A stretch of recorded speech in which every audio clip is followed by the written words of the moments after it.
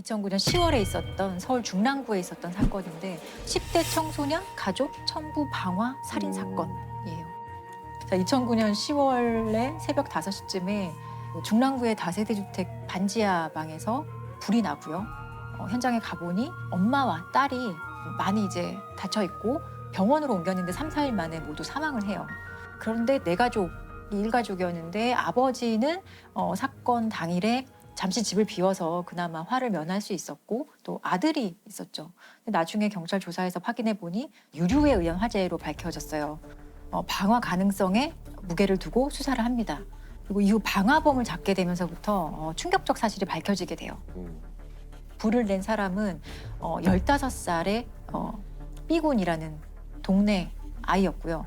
이 방화를 부탁한 사람은 놀랍게도 이 피해자 가족의 17살 아들이었어요. 왜 청부를 했을까요? 보험금 때문에. 바로 보험금 때문에. 아니 17살이 보험금이 뭐가 필요해서? 네, 너무나 사실 어리석은 생각이고 이루어질 수 없는 생각이었는데 이 집안이 사실 넉넉지 않은 집안이었어요. 반지하 방에 보증금 300에 월세 30만 원. 아버지는 전국을 다니면서 건강식품을 팔았었고 어머니는 전단지 붙이는 그런 부업 아르바이트를 할 정도였고 그 집의 딸은 사실 대학생이었지만 등록금이 없어서 휴학을 하고 미용사로 취직을 해서 돈을 벌고 있었던 상황이었거든요. 어느 날 이 A군이 부모님이 좀 다투는 소리를 들어요. 근데 부모님이 뭐라고 얘기했냐면 살림살이가 너무 빠듯해서 보험금 낼 돈도 없다라는 얘기를 들어요. 근데 여기서 이 A군은 보험금이 있어? 라는 생각을 하고 보험금이면 적어도 1억은 될 텐데 나중에 이 A군은 경찰 조사에서 그 보험금을 받아서 멋진 차를 사고 강남에 가서 멋있게 살고 싶었다라고 얘기를 합니다. 사실 1억 원으로 이 A군이 바라는 삶도 전혀 살 수가 없다는 거는 누구나 알 거예요. 군은 경찰 조사에서 강남에서 살고 싶어 돈이 필요했다고 태연히 진술했습니다. 처음엔 장난으로 하다가 이게 계속 얘기하다 보니까 정말로 죽어도 혼자 살 수 있을 것만 같았고. 아니 17살 미성년자가 청부 살인을 살인 청부를 한다는 게 끔찍한데. 살인 계획도 되게 철저했던 게 일단은 B군에게 자신의 집 구조나 이런 걸 다 알려주고요. 언제 어디로 와서 이제 불을 지르라고 얘기를 하는데 열쇠는 우유 주머니 있죠. 밖에 우유를 배달받는 그 주머니에 열쇠를 미리 놓아두고 평소에 집에 오면은 화장실 문을 이렇게 여닫는 습관이 있기 때문에 집에 들어가자마자 화장실 문을 한번 열고 닫으면 내가 온 줄 알고 아마 다 별일 없는 거라고 생각하고 잘 거야 이런 얘기를 합니다. 그래서 B군이 실제로 A가 시키는 대로 모든 것을 하고 거실에 휘발유를 뿌리고 불을 질러요. B군이 이 집에 들어갈 때 자신의 어떤 신분이 드러날까 봐 헬멧을 쓰고 들어가거든요. 얼굴이 혹시 어디에 찍힐까 봐 헬멧을 쓰고 들어가서 실제로 불을 내요. 그런데 이제 B군이 이제 급하게 이제 나오다가 옷에 좀 불이 붙었던 것 같아요. 그래서 운동복 바지랑 점퍼를 다 벗고 거의 속옷 차림으로 다시 도망을 갔다고 하더라고요. 범인이 어떻게 밝혀집니까? 당연히 경찰은 가족 중에 현장에 없었던 사람은 이 A군과 아버지잖아요. 그래서 A군이 아무래도 의심스러워서 한 3차례 정도 조사를 하는데 A군에게 너무 확실한 알리바이가 있었어요. 그 사건 발생 당시에 자신은 강원도에 그 여자친구와 놀러 갔었다. 그리고 그때 그 시간에 찍힌 사진도 보여주고 내가 이거 미니홈피에 업로드도 했다고 하면서 너무 명확한 증명을 하죠. 그리고 심지어 이 A군은 아무래도 우리 아빠가 의심스럽다라고 얘기를 하면서 경찰에 수사 혼선을 막 주기도 해요. 근데 이런 이 A군의 거짓말은 그렇게 오래가지 못했고요. 현장 CCTV를 분석한 결과 이제 B군이 방화범으로 이제 확인을 했고요. 그리고 B군은 범행일체를 자백합니다. 예. 그리고 A군에 대한 경찰 조사가 시작이 됐습니다. 근데 조사 과정에서 특히나 좀 황당했던 건 이 A군의 태도예요. 자기가 이렇게 가족을 살해했음에도 불구하고 너무나 이 뻔뻔한 태도를 보이고 막 통닭 한 마리를 다 치킨 통닭을 다 먹고 나중에 탕수육도 더 시켜달라고 부탁을 하고 자기 조서를 막 읽어보더니 막 웃으면서 와 이거 판사님이 보시면 진짜 나쁜 사람이라고 생각하겠네요 라고 하면서 막 웃기도 하고 경찰 입장에서도 되게 너무 황당하고 참 어이가 없는 거죠. 사실 이 A군과 B군에 대한 판결 일체의 정보는 아마 나오지 않아요. 미성년자에 대한 것이라서 아마 추가적으로 외부에 공개된 것이 없는 것 같은데 우연히도 이 B군의 스토리가 TV 다큐멘터리 같은 데 방영이 된 적이 있어요.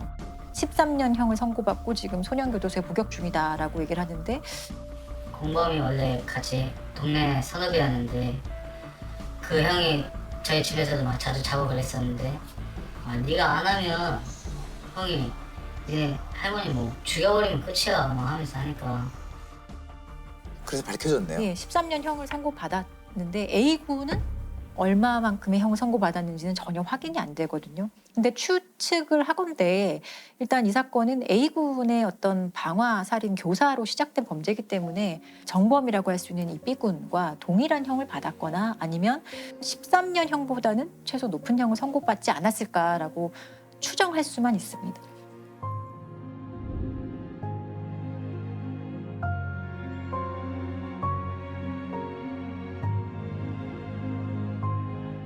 사건이 또 있었나요? 네, 심부름 센터를 통해서 아주 끔찍한 일이 일어났던 사건이 있는데요. 2004년에 있었던 평택 영아 청부 납치 사건입니다. 되게 끔찍하지만 되게 슬픈 사건이기도 한데 2004년 6월 15일에 강원도 미시령에서 어떤 20대 여성의 시신이 발견이 돼요. 당시 시신의 상태는 온몸이 이제 끈에 묶여 있었고 포대자루에 이렇게 씌워져 있었거든요. 근데 경찰이 신원 조회를 해보니 20일 전에 실종 신고된 21살의 고 씨였어요. 근데 이 고 씨라는 여성이 실종 신고될 당시에 생후 70일 된 아들도 함께 실종 신고가 됐었거든요. 근데 현장에는 아들은 전혀 없었고 경찰이 당연히 아들에 대한 수색이나 그 파악을 하기 위해서 노력을 했었는데 아들은 전혀 어디 있는지 확인이 안 됐어요. 남편에 대한 그 용의점도 전혀 없어서 이 사건이 완전히 미궁에 빠지고 갑자기 이제 미제 사건이 되어버리는데 아주 우연한 기회에 경찰이 아주 중요한 단서를 이제 찾게 돼요. 사건 발생일로부터 한 7개월 뒤인 2005년 1월 22일 경찰이 강남에서 순찰 중이었거든요. 근데 순찰 중에 그 뺑소니 사고로 그 수배 중인 차량을 우연히 발견을 해요. 이 사건이 일어난 지 8개월 만인 지난 22일 경찰은 검문하던 중 교통사고 뺑소니 운전자를 검거했습니다. 중대한 범죄는 아니었어요. 오토바이랑 사고를 내고 조치를 취하지 않고 도망간 그런 상대적으로는 경미한 사건이었거든요. 그런데 경찰이 이제 뭐 다가가서 좀 얘기를 하자 갑자기 이제 도망을 가기 시작하는 거예요. 근데 그럴 이유가 전혀 없는데 이제 경찰 입장에서도 이거는 다른 의심할 만한 이유가 있다. 단순 뺑소니가 아니다라는 그 확신을 가지고 계속 끝까지 추적을 합니다. 그래서 결국 검거를 했어요. 근데 그 차 안에는 A와 B라는 남성 2명이 있었고요. 당시 차 안에는 좀 흙이 상당히 많이 묻어 있었고 삽과 장갑이 있었고 조수석에 있는 글러브에는 휴대전화 중에 배터리가 하나가 없고 조금 망가진 것 같은 휴대전화가 하나 있었어요. 그래서 경찰은 휴대전화를 좀 이렇게 고치고 복구를 하거든요. 휴대전화 안에 내장되어 있는 번호로 경찰이 다 전화를 걸어봐요. 근데 대부분 뭐 없는 번호거나 전화를 받지 않았는데 한 사람이 전화를 다시 해와요. 그래서 얘기를 해보니 그 사람이 너무 놀랐다. 자기 지금 이 번호가 7개월 전에 살해당한 내 친구의 번호다. 이런 얘기를 합니다. 이 휴대전화가 그 미시령에서 발견된 그 고 씨가 사용하던 휴대전화였던 거예요. 그러면은 이 두 사람이 결국 범인이었나요? 네, A와 B 씨가 평택에서 아이를 안고 산책을 나왔던 21살 고 씨와 그 아이를 납치해서 차량에 태우고 아이는 다른 사람에게 주고 엄마가 너무 격렬하게 저항을 해서 엄마를 살해하고 또 시신을 이제 안매장하거든요. 근데 아이는 그러면 누구에게 줬느냐? 심부름 업체 사장 정 씨라는 사람을 통해서 A와 B 씨도 이제 범행을 부탁받은 거예요. 아이를 구해와라. 심부름센터 직원인 범인은 갓난아이를 구해달라는 의뢰를 받고 경기도 평택에서 고 씨와 갓난아기를 납치했습니다. 고 씨는 아기를 빼앗기지 않으려 발버둥치다 살해됐습니다. 갑자기 막 그래버리니까 제 막 그냥 당황해갖고 가만히 있으라고 막 그러다가 그냥 안 되겠다 그래가지고. 유명할 수가 얼마든지 있을 것 같은데 굳이 그걸. 그러니까요. 그래서 원래 이 아이를 구해오라고 부탁한 의뢰인은 그게 궁금합니다. 30대 여성 김 씨였어요. 김 씨는 이 심부름센터 사장 정 씨에게 성별 상관없다. 아들이든 딸이든 상관없으니 신생아만 구해달라라는 부탁을 해요. 네. 그 부탁의 대가로 4천만 원을 착수금으로 주고요. 성공했을 경우 3천만 원을 더 주겠다. 그렇게 약속을 합니다. 이유가 너무 궁금한데요. 네. 근데 이 의뢰인 30대 여성 김 씨는 이제 결혼을 앞두고 있는 여성이었는데요. 너무 황당하게도 결혼을 앞둔 예비 신부기도 했지만 이미 남편과 두 아이가 있는 엄마이기도 했어요. 한 가정의 또 유부녀이기도 했어요. 그런 상황에서 김 씨가 남편과 불화가 생기기 시작을 해서 나이트클럽 같은 데를 막 다니면서 어떤 한 5살 어린 남성을 만났다고 해요. 근데 그 남성이 잘생겼고 좀 부유했고 해서 김 씨 입장에서는 절대 놓치고 싶지 않은 사람이었던 거예요. 그리고 이 사람과 교제를 하지만 이 남성은 선뜻 이 김 씨와 결혼하겠다는 얘기는 하지 않아요. 그래서 생각한 게 임신했다고 얘기하면 결혼해주겠지라는 생각을 하고 내가 사실 이제 임신했다라는 거짓말을 해요. 그래서 결혼이 성사가 돼요. 근데 김 씨는 이미 가정이 있는 사람이잖아요. 그렇기 때문에 이 결혼식 자체를 하객이나 친지 이런 것들을 많이 부르지 않고 조촐한 결혼식을 했어야 되는데 그 명분으로 우리 친정 부모나 가족들이 많이 해외 외국에 살고 있다. 그래서 그렇게 결혼식을 올립니다. 그리고 김 씨 쪽 사람으로 왔던 하객들은 전부 다 그 하객 대행 아르바이트를 통해서 온 하객 알바생들이었고요. 그 하객 알바생 중 한 명이 이 심부름센터 사장 정 씨였던 거예요. 이들이 여기서 처음 만나게 돼요. 그런데 문제는 이제 아기죠. 임신을 했다고 했으니 아이가 있어야 되는데 임신을 하지 않았거든요. 근데 이미 김 씨는 되게 결혼을 할 때부터 머릿속으로 되게 큰 그림을 그리고 있었어요. 아이는 친정이 있는 미국에서 원정 출산하겠다고 얘기하고 그리고 어디서 아이를 구하면 되겠지라는 말도 안 되는 생각을 하거든요. 그래서 실제로 결혼식을 올린 후에 이 김 씨는 아이를 낳으러 미국에 가겠다라고 얘기를 하고 새로 결혼한 남성 부모 쪽으로부터 출산 비용 이런 명목으로 4천만 원까지 받아요. 근데 결국에 이 4천만 원은 아이를 납치해달라는 의뢰의 그 착수금으로 이제 사용이 됩니다.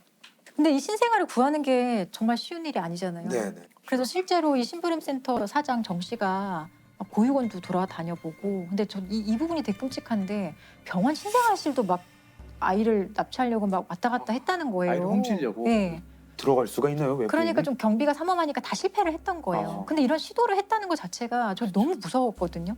아무튼 이런 저런 시도를 했음에도 불구하고 그 부탁받은 아이는 못 구했던 거예요. 그리고 4천만 원을 돌려줄까라고 생각했더니 이미 이 정 씨라는 사람도 도박, 사업, 부채가 너무 많아서 돌려줄 수 없는 상황이었어요. 그래서 이 정 씨가 A와 B를 포섭을 해서 납치 지시를 합니다. 아이를 구해오라는 납치 지시를 하고 A와 B에게 그 납치의 대가로 고작 1,500만 원을 줘요. 그러니까 1,500만 원에 이 A와 B는 아이를 납치하고 그 아이의 엄마까지 살해하는 진짜 반인륜적이고 폐륜적인 범죄를 저지르게 된 거죠.